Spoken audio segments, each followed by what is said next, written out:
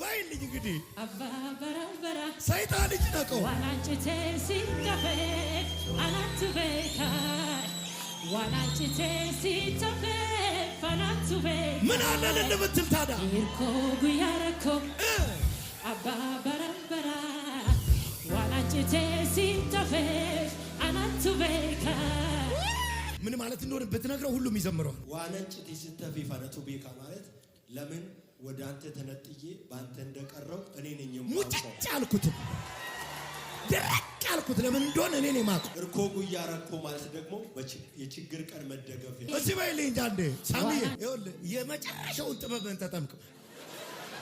እርኮ ጉያረኮ አባ በራበራ ዋናጭቴ ሲተፈ አናቱ ቤካ Harasi galato, borus galato,